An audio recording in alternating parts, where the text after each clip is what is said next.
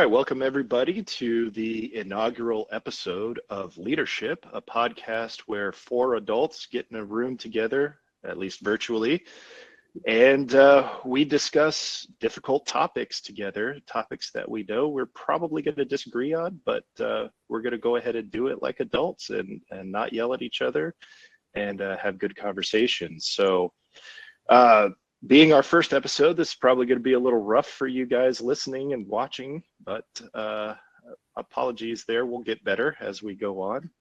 And so first, before we begin with our very first episode, I think you guys probably want to know who everybody is and what this podcast is supposed to be about. So I told you what the podcast is aiming for. Kind of feel like there's a little bit of a missing link there. We have a lot of podcasts where you have people who all agree with each other. They talk about politics and they all back each other up. And then you have a lot of podcasts and TV shows where you have people who definitely disagree and they just yell at each other and get angry all the time and talk over each other. There's something in the middle there where you can have people who disagree and can have a good conversation and share facts with each other and argue with each other without being mean to each other. So that's what we aim to do here. Hopefully it'll work. Hopefully we will all still remain cordial and friends after doing this a few times. But without further ado, I think you should meet everybody. So I think we'll start with Thea. All right. Hello. My name is Thea. I am an attorney and I live in Southern California. I was in the Air Force on active duty for about 10 years, which is how I met Dion. We were actually stationed together here in California. And I would identify as a Democrat. I would say that I think one way I phrased it in the past, I always considered myself to be a moderate Democrat, especially when I was in the military. But I would say in recent years, I've definitely become more progressive. I think living in California and seeing just the evolution of politics, I would say over the past 10 years or so, I've become more progressive. So that's that's how I would identify politically. Also, I'm a single mom. I'm first generation American. And I think that there are certain topics where it just feels like the Democratic platform, it speaks more to my lived experience and how I see the world. Other things to know about me, when I say I'm a single mom, I have a 12-year-old and a 7-year-old. But I also, I have a very, very busy job as a litigator, as an attorney. But that based on the fact that I'm a lawyer, I love to argue, but I also agree that you should be able to have an informed disagreement with someone without it turning into a shouting match and without attacking folks. So that's why it was appealing to me to join this group. I also like the fact that, we all come from different backgrounds, but we also seem to have certain things in common, which I thought would make for interesting conversations. So thanks for inviting me to participate. Awesome. Thank you for being here. How about you, Brett? Well, hey, everybody. I'm Brett Miller. I live in Dayton, Ohio, so Midwest, at least for about the last 20 years. I'm originally from Arizona. I was military as well, so I had got stationed in Ohio. That's where I met Dion. We were stationed here together as well. My general background, I have education in engineering. I actually do some engineering work, but I'm also an entrepreneur. I've got several businesses that I run. My wife and I, we've been married for 17 years now. We've got 4 kiddos. They're awesome. It's great having a family life and being able to do that. As far as politically, I lean more towards the right side of things.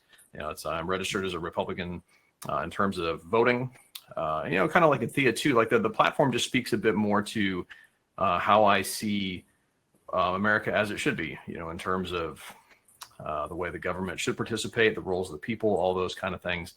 And so definitely more leaning toward that. I will say that I don't necessarily agree with everything that they stand for. I think most people will say that, though, that there's a lot of things that they lean towards, but we don't agree on everything, which is why we're here having these discussions so we can actually come to that mutual understanding and work towards a place that is beneficial to all. Right. And so that's why we want to have these discussions. I think that's probably about it for now, Dion. All right. Thanks. Will? Yeah. So Will Atkins, I'm coming at you from center left. I like to call myself a pragmatic progressive. So probably not as far to the left as Thea. But, like Brett just said, I think if we're all honest with ourselves, nobody agrees with the Democratic or the Republican or perhaps the Libertarian platforms 100% of the time. I think if you actually study the issues and the policies, that you'll find yourself agreeing and disagreeing with different things. I really like the kind of the concept behind this podcast. It reminds me of Crossfire back in the day on CNN, where Republicans and the Democrats, but maybe we won't yell at each other quite as much. My background, I just actually retired 3 weeks ago from the Air Force. I did 22 years. I retired as a colonel. The first half of my career, I flew C-130s, and then the second half, I did all political military type activities. I was a political military advisor in Afghanistan. I advised President Ghani. I taught political science at the Air Force Academy. So I've been involved in politics, both professionally and then now as I get out of the military for a while. And I'm excited to be here. Awesome. And I guess I didn't introduce myself, so I'm Dion. I also retired from the Air Force as a lieutenant colonel a couple of years ago. I'm an engineer, was an engineer on active duty. So right now I work for a slimy defense contractor, still doing that line of work. I'm on a second marriage, and so is my wife. And so we got started pretty late in life having kids, but got a wonderful 8-year-old son. We live here in the suburbs of DC on the Virginia side. And I identify as libertarian. In Virginia, you don't register with a party. They have open primaries and everything. So I'm not registered, but I am a dues-paying member of the Libertarian Party. And I guess I kind of got here the long way because I started off Republican. And I think as Brett, you mentioned, and Will and Thea, you all kind of made note of, we don't always agree with everything in the platform. And what I kind of saw was the more of the social aspects of the Republican platform were the things that I didn't agree with. And I said, well, if only there was a party that kind of said, live and let live, as far as, marriage and what two consenting adults do or whatever. And I was like, oh, that's the Libertarian Party. And then having worked for government for pretty much all my adult life, I have, I guess maybe I've been a little bit underwhelmed by how government works. And so I think that probably also had a little bit of a role to play in my identification as a libertarian. So with that, today's episode, we're going to talk about a really easy topic, which is, what is the role of government, or what should the role of government be? Since this podcast is all about government and how we all view it, maybe we should start there. So I was thinking, Thea, we'd start with you. You and Will can, you guys can talk about, what did the Democrats say the role of government is or should be? I'll let Will start because I think he's probably closer to this question than I am, but I'll piggyback off of it. Sure. So, I mean, the role and the size of the government, I mean, many of the cases that are before the Supreme Court are still dealing with those types of issues since the founding. I mean, that's the role and the size of the government is kind of the quintessential question, I think, of today. In general, the Democrats are more focused on equality, on ensuring equal opportunity, reducing inequality, and that's going to end up bringing up a conversation of equity versus equality, I'm sure, between all of our kind of different perspectives. And I think a lot of the reason why the Democrats focus more on equality is because of past discrimination and injustices, and it ends up applying to all of the different issues that we're talking about today. If we talk about taxation, and the conversation between the flat tax versus our current progressive tax system, it's about how the different taxing schemes affect people differently. if we're talking about protecting civil rights. Will, can I maybe ask a clarification there? So yeah, go ahead. Are you saying that the role of government should be to set the stage so that equality can happen, or is it more that government is there to like sort of enforce equality? I don't know if enforce is the right word, but maybe you get what I'm getting at. Yeah, I think in general, Democrats believe in providing equal opportunity for people to then succeed or fail based on their own merits. And I think where I'm sure this discussion is going to end up going is, does that mean then that you provide everybody with the exact same level of whatever, or when certain groups have been historically treated differently over time, or if certain groups today are disadvantaged, do you then provide different levels of support in order to try to help people in a more equal manner? And I think go ahead, Thea. Yeah, and I think that with the Democratic Party, I've always seen it when I read the platform as is also providing a remedy if the way society has naturally evolved, it has hindered one group of people, or if there is a barrier in place that is holding back society, whether, name your societal norm, poverty, the environment, things like that we see as a problem, and, then trying to create a remedy to address that, right? So that you do have an equal opportunity for people to live and thrive in this country. So I do think that there is a pro or a favorable view that government should intervene when needed to help provide a remedy. I think that's the key difference between some of the platforms is at what point does the government intervene and take action, and do we support that idea that the government should intervene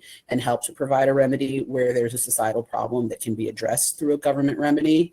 I think that's something that I do believe in. I do believe that that's what attracts some people like myself to the Democratic Party. That is a party that has embraced that idea of government intervention, as well as, but for the purpose, like Will said, of creating an opportunity, like a quality of opportunity. And I don't think it's necessarily that everyone has the same opportunity, but again, removing barriers where they exist unjustly. That's something that I do think is important to the Democratic Party. All right, what say you, Brett? So in general, the Republican Party stands by, a government of, by, and for the people, right? That is supposed to be representative of the people. So when you're talking about the role of government, it really comes down to what level of government are we referring to, right? Because when you start talking the federal level of government, I honestly believe that they should have the smallest role possible. I don't believe it's their role or their position to dictate life for everybody. Because just here on this call, we've got people that live in 4 different areas of the country. And last I checked, when you look at a map, the U.S. is rather large, right? So we cover a lot of people, a lot of grounds, and the needs of the people are very different by location. And so for the federal government to say that everybody has to have equal opportunity in all places across all occasions, I think it's not their role. That should be handed down to the state level, which again is what the Republican Party is for, is giving the power back to the states. And even beyond that, it should be at the local level, because even in my community here, I live in Dayton, Ohio, but we've got major cities in Ohio, Columbus, Cincinnati, Cleveland as well, that are all different. And the needs of the people should be met in an area. And that's where I personally believe that the role of government should be minimal to that, and it should fall more on the communities from that standpoint, to where, if there's people in my neighborhood that are suffering, that's my responsibility as their neighbor to help lift them up. It's not the government that has to force me or tell me or coerce me to say that you need to do this by law. That should be a moral judgment that I have as a person and caring for people, understanding that whole idea of it's life, liberty, and the pursuit of happiness is what the Constitution is founded on from that standpoint, because life is what's most valuable, right? it's a topic that could go into another discussion. But if you look at the differences between the American Revolution and the French Revolution, you have the American Revolution that said life, liberty, and the pursuit of happiness, where the French Revolution was fraternity, liberty, and I forget the third piece. But when you look at the term Egalite, fraternity, right? Wasn't what's it that? fraternity, and egalite? I think Was it so. equality? Yeah. Yeah, it's fraternity, equality, and like I said, I forget the third one, but it might be liberty. But when you look at fraternity, that's just another word for group, right? So when you value the power of a group, well, that just simply means, well, hey, if my group is stronger, we're going to force you to do things. Whereas if you value life and understand that everyone's life is valuable, it gives you a different approach. And that's why the government is supposed to be of the people, by the people, and for the people, right? That's so anyway, that's kind of the general standpoint of the Republican view, is that the government is supposed to have as small a role as possible, and the people, I forget the quote or who said the quote, but it's basically the federal or the government should only do for the people what they cannot do for themselves. Not that they won't do, but cannot do. And that typically falls into areas of foreign defense, or I should say foreign policy, military defense, levels of that nature. Everything else should be handled at a more local level. So Brett, if you don't mind, Dion, Brett, can you expand? So on that point, that the government should only do what the people cannot do, not that they won't do. What I have seen as, explosion of the federal government, one of the things we talk about a lot today is like the Department of Education, right? Republicans want to get rid of it. Democrats don't. The only reason it exists is because the states and the localities would not allow equal access and opportunity and quality of education at that lower level. How do you distinguish between, like you said, that they cannot provide national defense, but they will not provide access to education? How do you justify, I guess, not getting the federal government involved at that point? So to me, it says any society given, it's just like businesses from that standpoint, right? If you have bad policies, if you have a bad product, eventually the people will say, no, we don't want it. And that company goes out of business, right? It's kind of the same thing with the community where, yes, I know economics play into it in terms of ability to move and relocate and change and things of that nature. But it's a different world today than it was back in the past where that was a major hindrance. Anymore, there's a lot of opportunities to be able to move to a different place that are not, a huge economic hardship. But my thoughts would be is if a community has bad policies and it's failing, the people leave. They go to a community that has the policies that they want and can thrive in that. And that's where if a community wants to survive, well, then they have to adapt. They have to change to, account for the people and kind of cater to that. So, for the federal government to step in with that, again, I don't think that's their role. Where if a community is failing, the people should rise up and want to change things. And if they don't, that community fails. I guess my question is, when you don't have a cohesive community, do you believe that there are certain instances where the role of the federal government would be to step in to stand up for the rights that are set forth under the Constitution for all citizens in the United States, regardless of where they're located? There's always a possibility, right? And this is where you kind of have the rule versus the exception, right? There's always an exception that comes into, but if you're basing your policy off of exceptions, then everything's an exception. And now the exception is the rule. And that's where you have this overarching government that says, well, we're just going to control everything because it's easier. Well, life is not meant to be easy. Challenges is what makes us hard. The league of their own, right? The great is what makes it hard. Or the hardest what makes it great. Sorry, backwards on that.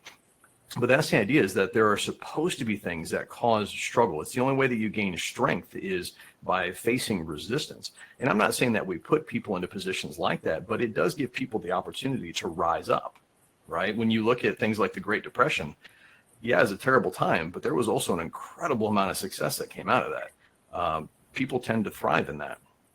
But that's also where, at least from my standpoint, that you have to have a moral foundation, right? And again, that goes back to the value for life. And so if people value life and they see that people are valuable because of that, you'll have people that will want to step in. But when we make this society about the individual and I just need to have my needs met and it's all about me, especially today where we have a world where you really don't even have to leave your house if you don't want to. You can have everything delivered, entertainment comes streaming in. You tend to forget about your neighbors. And so the more you are involved in your community, I think the people would want to step up and see it thrive more. So I want to throw out two sort of counterexamples of that I think people will they'll agree with either side of it, but they'll see each side as maybe a pro and a con to sort of a big, strong federal government stepping in to I don't want to use the word coerce, but that was the word that came to mind. But it is essentially a coercion when a local populace is resistant to something, the federal government comes in and says, thou shalt. It is a form of coercion. But so anyways, slavery, right? So we had a bunch of states that said, states' rights, you guys don't have the right to tell us, if you northern states want to do your thing and free your slaves, that's fine. But that's not us. We want to maintain slavery, right? So you've got that where it was states' rights versus the federal government. I think we all agree that the federal government was right. People are people. Every person has certain inalienable rights, and those rights were being trampled on in those southern states. Flash forward to recently, and now we have the Dobbs decision that overturned Roe v. Wade, and we have states saying that unborn child is a person. That person has inalienable rights, and federal government is trying to step in and say, these are people and they have rights, and a lot of states are fighting against that, right? And so realizing that there are certainly different biological aspects to that, but I think when you get down to the philosophies that both sides were approaching that topic, you have to look at, okay, can I at least understand if I'm, say, pro-choice, can I understand the argument of local and state government desires versus federal? And on the flip side, if I'm, I don't think hopefully nobody on here and nobody listening is pro-slavery, but they could understand the federal government having to step in and say, okay, look, I'm sorry, but you guys are wrong because there is a constitutional right at stake here, and you are not allowing these people to have their rights. So first, I completely agree that when the federal government steps in, that is a form of coercion for the states and the localities to do what the federal government wants. In my mind, to protect the minority, and I don't mean that ethnically or racially or anything else, just the smaller group of people, and to bring back what Brett was talking about if you don't like what's going on in that area, you either vote them out, or what you had brought up was move. The minority population will never win the election. So if I understand you correctly, you're saying, well, then you should move. The government would come in and, yes, coerce the majority in an effort to protect the minority so that they don't have to move. I also think it's not necessarily even a matter of a minority versus majority population, because you do have populations that can be disenfranchised in multiple ways, right? So I also think it's looking at instances where there are people who have certain inalienable rights that we've all agreed to, are provided by the Constitution. And I do think the federal government has a role in making sure that everyone has access to those rights, regardless of where they live and the amount of power that they yield in their community. and recognizing when there are systems in place that create barriers for someone to exercise the franchise, right? And so, I mean, that's what we saw during, the civil rights movement with the Voting Rights Act, right? So you had populations that you did have enough people that if they had access to voting could probably have made an influence in their community, but there were barriers in place that were preventing them from voting at the time. So I think that's where I'm, the first thing when we started talking about this, I'm thinking, well, what happens when the local community is not acting in good faith, or when they're acting to oppress members of that community? I think that the role of government should be to intervene in that. And I think and it doesn't necessarily have to be the federal government, but quite often that's the level of government that has the ability to intervene depending on the situation. But I know in California, you see a lot of things that the state gets involved in, or the county. I live in Los Angeles County, and I won't get into the local politics of LA, but there are a lot of things the county here does. The minimum wage in LA is higher than it is in the state of California, things like that. So you do see at different levels of intervening. But I think quite often when it comes to some of the bigger issues and the things, the rights that we say are inalienable, then I do think that the federal government has a role to intervene. And yes, it may be coercive, but so be it. If the right is that great, I do think then the means in which the federal government chooses to intervene are necessary. And then the last thing I'll say is, we talked about voting people out. At that point, we also have the ability to vote for our senators, our congressmen, our president. So, the branches, at least two out of the three branches of the federal government, we have the power to influence, who sits in those offices as well. And yeah, I agree with you in terms of localities being able to step in and state something. And to me, it's because we were all military. We know how chain of command works, right? It's like you escalate an issue up the chain until it gets to a point where if it needs to go higher, then it goes higher, right? And so the local community, if there's an issue, the city council should step in some level, right? There should be a community that, if it can't handle there, then it gets elevated to the state level, and the state level should step in. If they can't handle, then we start talking federal level involvement in that.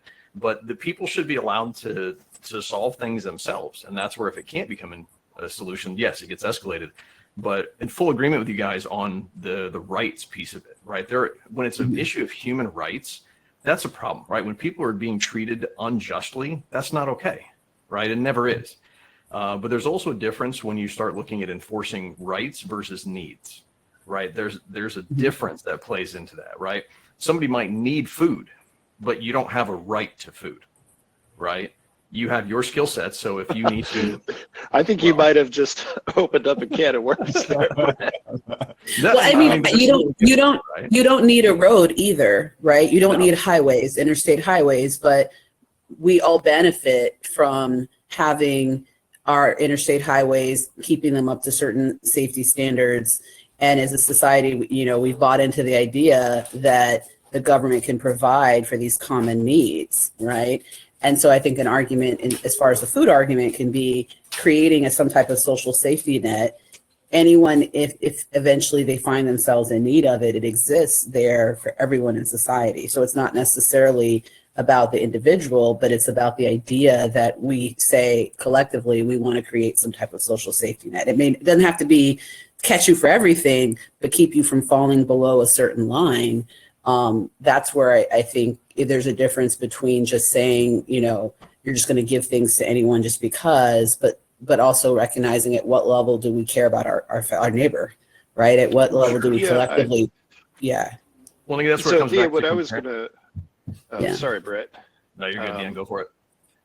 Yeah, what I was going to throw in there is, I like philosophically, I think we all agree, right? Like when there's an injustice, when there's a need, somebody or something should step in. And I think this is where I'll go ahead and say, the Libertarian Party kind of believes that the individual is the sovereign and is placed in a higher position of importance than the body, than the government, right? And they basically kind of have this almost non-interventionist sort of take on things where it's like if the government has no business being there, then the government should not be there, right? One of the examples that they give is like, why do you have to go to the courthouse to get a license to marry, right? Like, for tens of thousands of years, people got married without the government blessing it, that kind of thing. Mm-hmm. And we could talk about more of those details later, but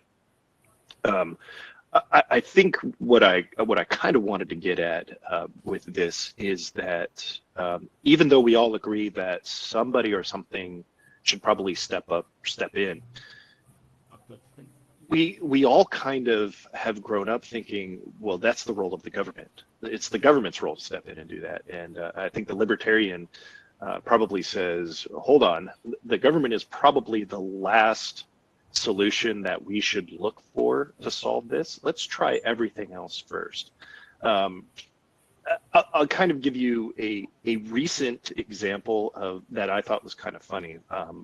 Both presidential candidates, and by the way, if you're listening to this sometime in the future, we're recording this podcast right at the end of September in 2024. So both presidential candidates have said that they're in favor of no tax on tips. Yeah. Which on the surface sounds great, right? But this is where I kind of feel like government tends to have a mallet and view everything as a nail, right? And so I was like, okay, well, if that happens, I'm just going to go to my boss and I'm going to negotiate that my salary is tip-based instead of, wage-based. And then I'm just not going to, I get a pretty decent salary. And so what's to stop everybody from going, okay, well, this person who was previously on salary, now they're on a wage and tip-based income with us. So you'd have to unionize to make that happen first, because all of the people that are currently getting tips like that, they're already, they're making $2 an hour in wages because they know they're making whatever $8 an hour in tips. And I take your point that, yeah, they could, other areas, other workplaces, whatever, could now try to say, well, I want to go to tip based now, but not obviously not all jobs, government contracting. I don't think they're going to make tips, I mean, the lawyer in me is gonna, in full disclosure, my specialty is labor and employment. I mean, is going to point out the whole how you define a tip versus wages and figure and compensation. Like, there's a whole body of law that gets into this. But I see your point, Dion, as far as here it is. If you're intervening, the government intervention aspect of the point you're making. And I guess one thing I did want to ask then, when we're talking about the role of government at any level, because I know that, Brett, you said it, you felt that at the local level is where the role of government should be strongest, and then at the federal level, it should be the weakest. And I was wondering, do we all agree with that, or do we think that there should be a difference, or that is the right balance? Is that an area where we would all agree from our different perspectives? I think in general, yeah, I would probably agree with that as strong as government can and should get, it should probably be the closest to the individual, and then it should get progressively weaker the further away from that individual it gets. In relation to the individual, anyway. Yeah. Right. Because obviously you want the federal government strong in certain areas, right? You don't want them weak. Like, there's things that they should do. But in terms of our individual lives, yeah, I think the local government should have the greatest influence. And I mean, I guess I feel like that's the status quo, though, also, right? I kind of asked to see if we all to establish a baseline, but I also think the status quo is that the local government does have the most influence on our individual lives. So I would challenge that, just because, so I would say pretty much 2016, 2020, and now 2024 have all shaped up and are shaping up to be very emotional elections for a lot of people. There are a lot of people who feel that their very existence is at stake depending on who wins this election, right? And they're specifically focused on the office of president. They're not talking about their congressman or their state representative, anything like that, right? They're specifically focused on two individuals. And so I would say that the actuality may be far different than how people feel, but right now people feel that person, that one person, has so much influence over how their lives are going to be over the next 4 years that they are like emotionally distraught right now.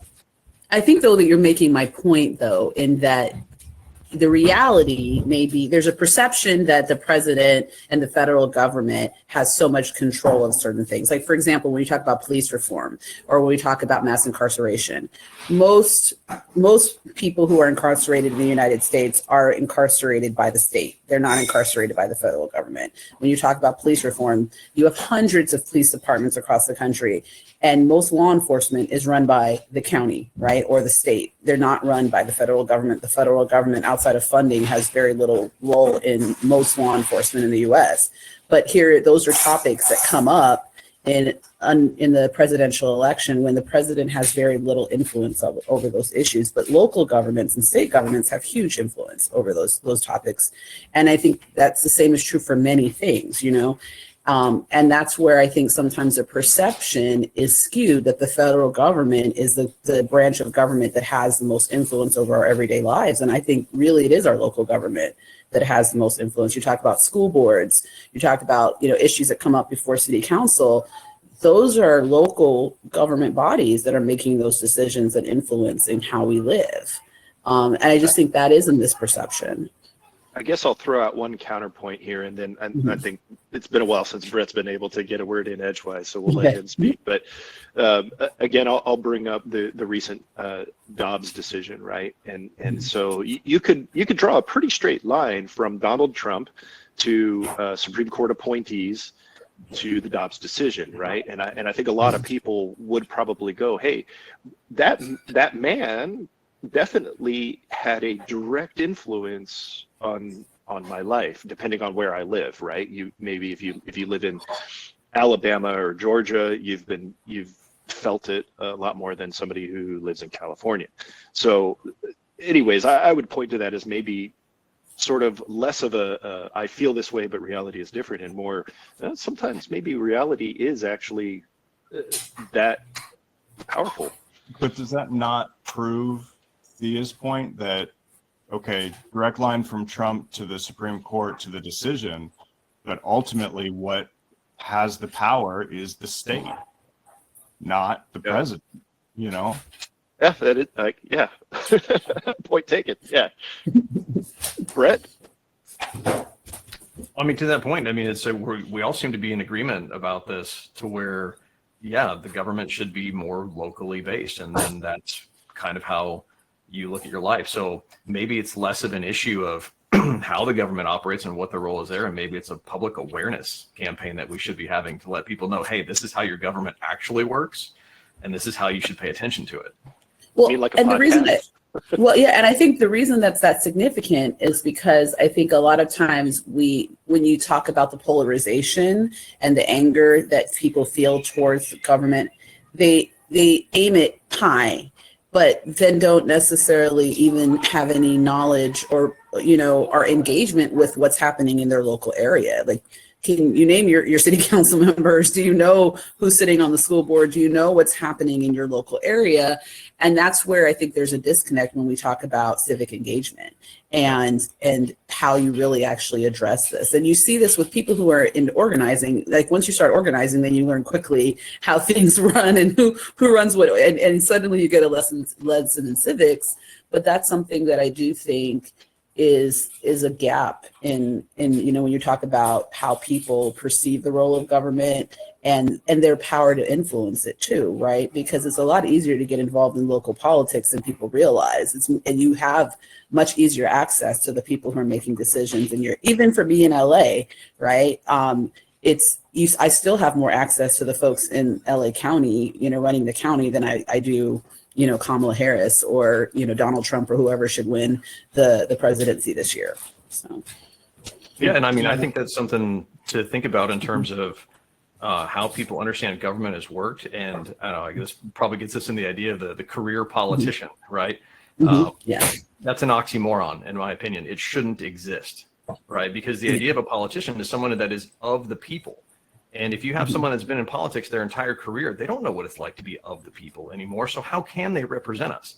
And I think that's an education issue to where people are not informed about how the government should work. And it goes back to that community piece again, that if we don't know our neighbors, if we're not integrally involved with our community, we're so separated.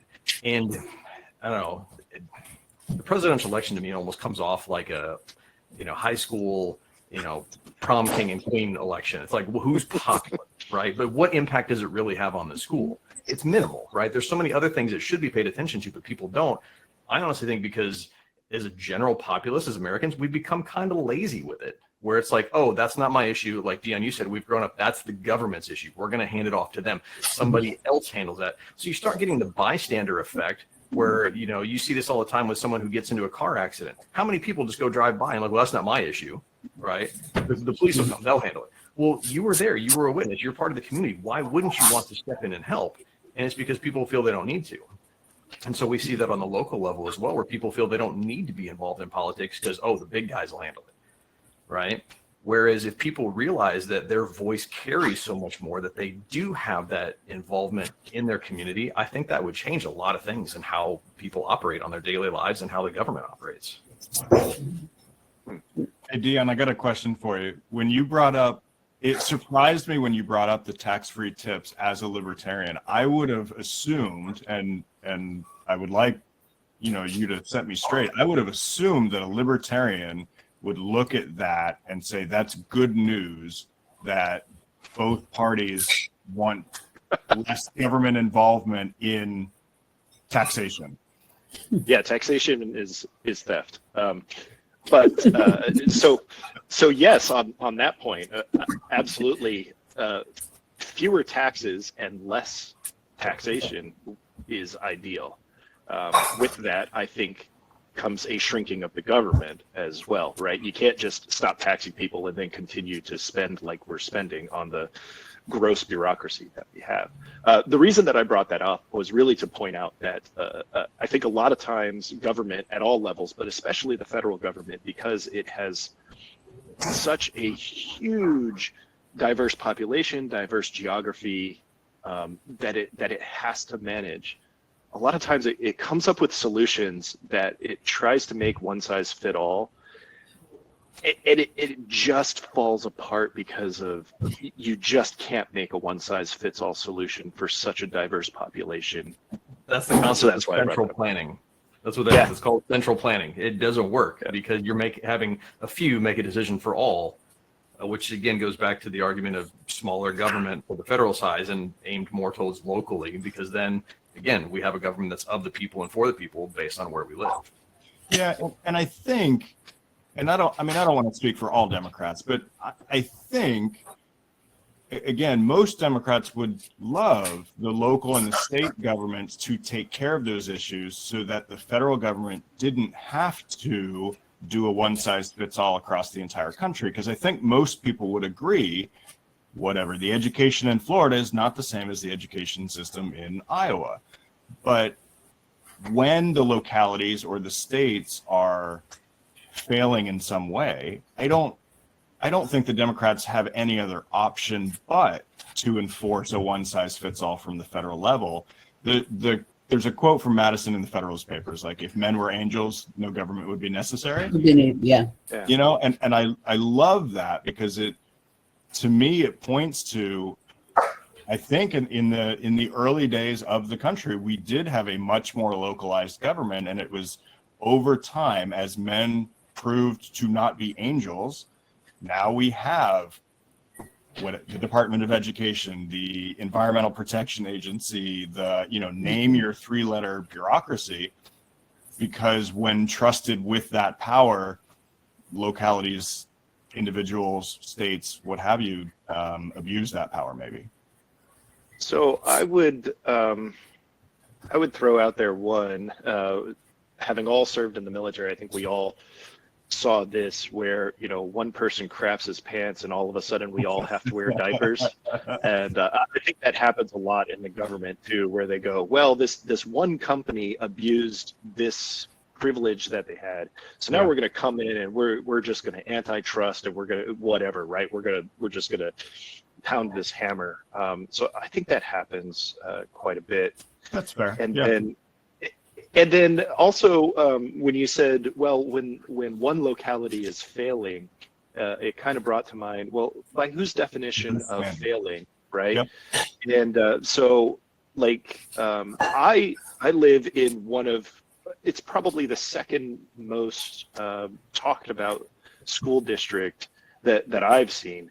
Loudoun County in Virginia, which is right next door. That's the one that's been making all the headlines with all the crazy stuff that's been going on there. But we're right next door, and we've had our fair share of that kind of stuff too.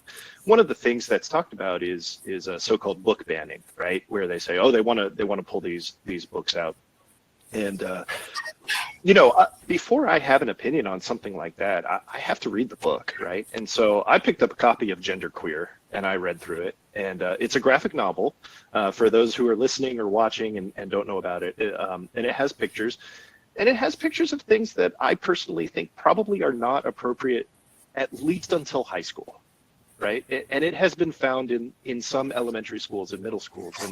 And so that's a case where I think on a national level, a lot of Democrats would say, no, if that school wants to pull that book out, they're failing. They're failing their students, right? And so that begs the question of, okay, well, whose opinion of that place is failing is the appropriate one, right? Who gave the federal government the authority to say, no, you're failing at that, and so we're going to stop it? So I think I think what's actually happening though is I think before, when individual schools or even school districts were analyzing the books and pulling out what wasn't appropriate, I think for the most part people were okay. It was when one parent or one group of parents decided for all the other parents that this book shouldn't be in there, or when the state pushed some criteria down. But yeah, I mean, I'm in Florida. I'm in Tampa, Florida. We're book banning like crazy here in Florida. I mean, and the thing that I find interesting, I guess sometimes when you talk about failing, it's, are we having an honest conversation about the topic itself? So one thing I noticed, my daughter has a Chromebook, right, for school. I don't know how it is across, but in California, even my son, actually, he has a Chromebook now and he's in the 2nd grade. His just stays at school. Hers comes home. I realize it's not firewalled. She can access so many things from that Chromebook. And I'm thinking to myself, okay, we as our generation are talking about books, like physical copies of books. And there's all this talk about that, but those same children, they're much more likely to find that book online in some type of online format than they ever would be to walk in a library and check it out. So again, like when we have these conversations, I'm like, is it even, and or the same parent that's all up in arms about their child checking out a book gives them a phone. And again, like once they have that phone, you just handed them that book and so much more, even with parental controls, it's not going to screen out your access to books, and Amazon, those types of things. So I think sometimes when we talk about it, what I get frustrated with is we focus on these like minute issues in the schools, but again, we're not thinking the problem all the way through. And then we're accusing a school system of failing or a school board of failing and all this. And we're not really, I guess what I'm trying to say is I don't feel like people are actually engaged with whatever the underlying issue really is. And that frustrates me. And then the government isn't really equipped to address that, right? The lack of engagement. And so that's where we see this disconnect. And I was listening to a professor, Melissa Murray. She's a law school professor that I was familiar with, and she was pointing out that the generation that's coming of age right now, the Gen Z, I guess Alpha too, they have come along in a time where civics education has changed. So when we were all being, in elementary school, middle school, high school, we had all these different classes that focus on government and all these, and now a lot of that's not even in the curriculum. And I wonder if that's changing how people view the role of government, because they don't necessarily have a foundational education of how the government's set up, and that at least how it's supposed to work based on its structure. So if you're walking in without even that foundation, then your expectations of the government are whatever your individual expectations are, but they may not they may not have a genuine foundation in reality, if I'm making any sense. Yeah, that makes a lot of sense. So I am aware of everybody's time this evening. We've been going quite a while now. I want to save a little bit of time for us to all talk about what's been making us happy this week. But Brett, again, I think you haven't had a chance to speak your mind on this topic. So why don't you close us out on this, and then we'll roll into what's been making us happy this week. I mean, I think I've had a fairly good opportunity to speak, and so I do appreciate that, though, Dion. I mean, honestly, from the sounds of it, we are all pretty much in agreement with what the role of government should be, and that is to kind of let the people be the people, right? And yes, there are opportunities for the government to step in when there is a gross negligence of human rights and, a mistreatment of people.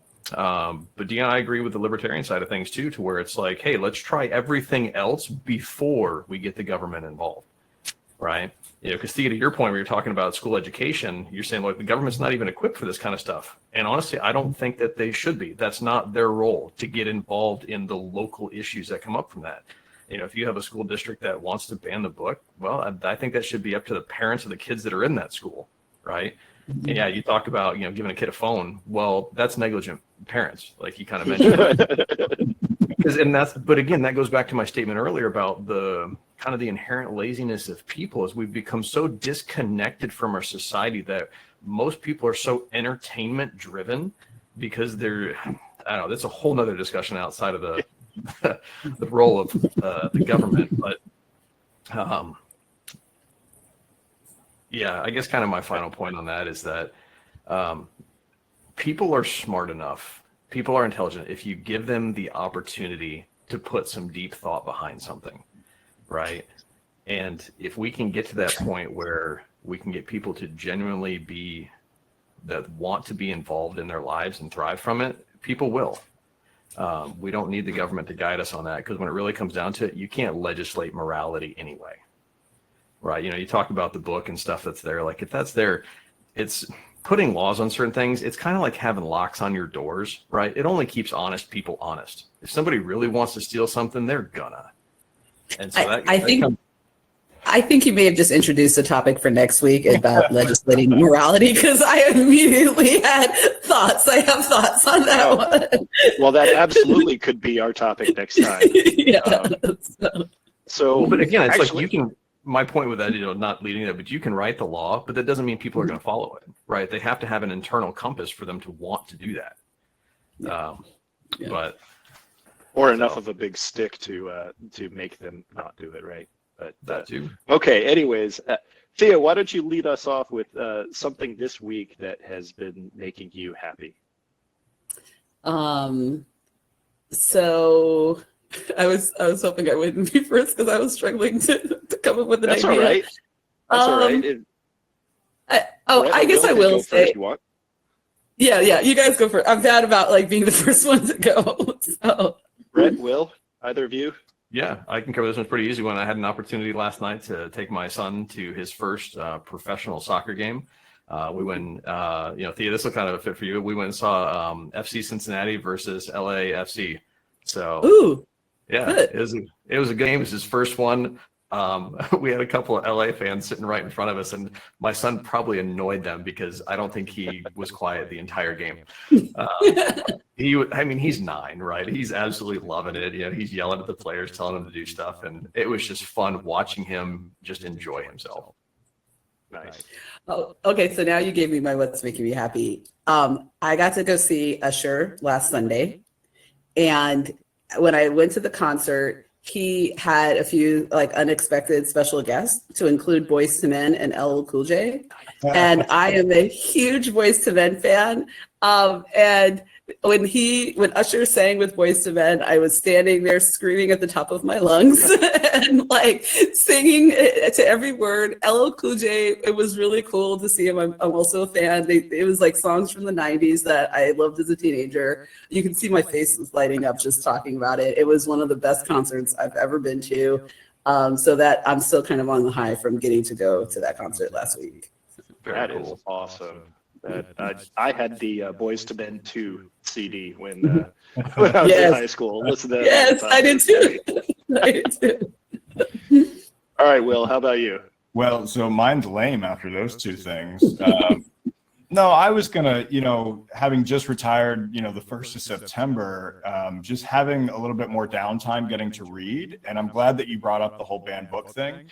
Genderqueer is on my list, but I just finished reading Me and Earl and the Dying Girl, which I know, not that book made me happy. It's about a high school girl that gets leukemia and dies. But getting to read more it de-stresses me. It helps me relax, and because book banning is such a big thing here in Florida, like I love having the opportunity to actually read some of these books that are banned and try to figure out why. And so it was not. I just finished it last night, and it was good. Cool. All right, for me, I think it has to be actually yesterday. So we do jiu-jitsu as a family, Brazilian jiu-jitsu. And sometimes we go to a studio where there's a separate kids class and a separate adults class. Sometimes we go to a different studio where it's a family, so we can roll together. But yesterday we went to the class where it was separate kids, separate adults. And during the kids class, there was a fairly new young kid who I think he was like 5 or 6. And he was, just learning the basics, right? Just learning how to do it. And he was close to Asher's height. And so my son, kind of paired up with him. And the way that he sort of just blossomed into this leadership role, right? Where he just took him under his wing and he was like, here, let me show you. Oh, here, let me show you how to do this. Oh, you're doing great. Like that was really good. Here, try this. And it was amazing, right? It was kind of that same sort of feeling that we all probably had when you had a young NCO or a junior officer like take charge and get the job done right. And you're like, all right, yeah, I trained that guy. That's great. Like, good job. But even more so because he's my son. So That's awesome, man. All right. Well, thank you so much, everybody. Everybody listening and watching, thank you so much. And we hope that you tune in next week where it sounds like we are going to talk about, legislating morality. How do you legislate morality? Legislating morality. I like it. I think that will be a great topic. So thanks, everybody, and we'll see you next time. Thanks.